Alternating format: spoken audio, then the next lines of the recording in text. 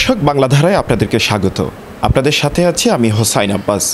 দর্শক আপনারা জানেন পুরো চট্টগ্রাম জুড়ে আগামীকাল বর্ণাঢ্য আয়োজনে উদযাপিত হচ্ছে জশ্নে জুলুস। এই জশ্ন জুলুস এত বর্ণাঢ্য আয়োজনও কেন উদযাপিত হয় সেটি জানতে আজকে আমরা এসেছি জামিয়া আহমদিয়া সুন্নিয়া কামিল মাদ্রাসার অধ্যক্ষ মহোদয়ের কাছে। আমরা ওনার সাথে কথা বলবো। ধন্যবাদ বিজ্ঞ সঞ্চালক, চমৎকার একটা প্রশ্ন উত্থাপন করলেন। ঈদে মিলাদুন্নবী সাল্লাল্লাহু আলাইহি সাল্লাম কেন উদযাপন করা হচ্ছে? কোরআনে কারিমে আল্লাহ পাক ইরশাদ করেছেন, কুল বিফদলিল্লাহি ওয়া বিরহমাতিহি ফাবিযালিকা ফালইফরাহু হুয়া খায়রুম মিম্মা ইয়াজমাউন। ওহে প্রিয়তম রাসূল সাল্লাল্লাহু আলাইহি সাল্লাম, আপনি বলুন, তোমরা আল্লাহর অনুগ্রহ এবং নেয়ামত পেলে তার উপর তোমরা আনন্দ উদযাপন করো। আল্লাহর অনুগ্রহ এবং নেয়ামত প্রাপ্তির পর আনন্দ আহ্লাদ খুশি আর উদযাপন করা তোমাদের সকল সংশয় থেকে উত্তম এবং উৎকৃষ্ট। আলহামদুলিল্লাহ।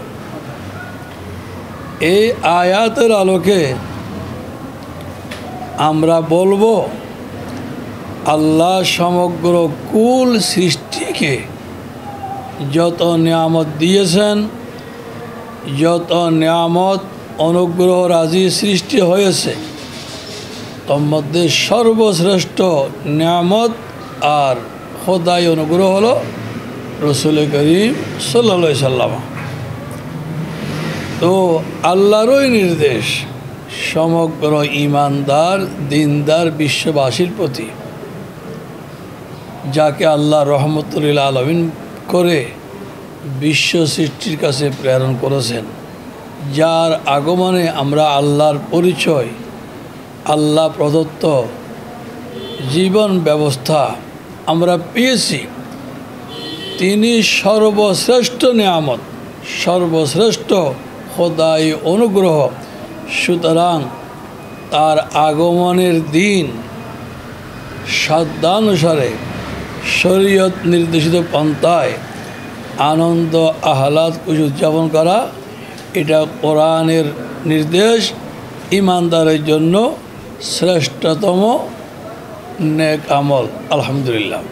এই জন্য আমরা পবিত্র জশ্নে জুলুস ঈদ মিলাদুন্নবী সাল্লাল্লাহু আলাইহি সাল্লাম উদযাপন করি।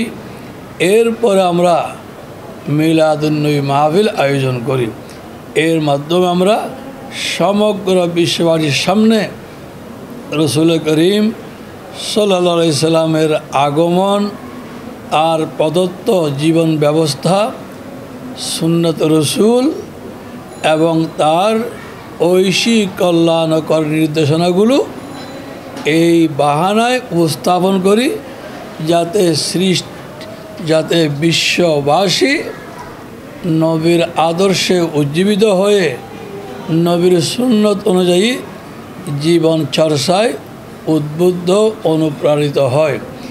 এভাবে সত্যিকার দিনই চর্চার মধ্য দিয়ে দেশ, সমাজ, জাতি সকল প্রকার অসুস্থ, সকল প্রকার অকল্যাণকর, অমঙ্গলজনক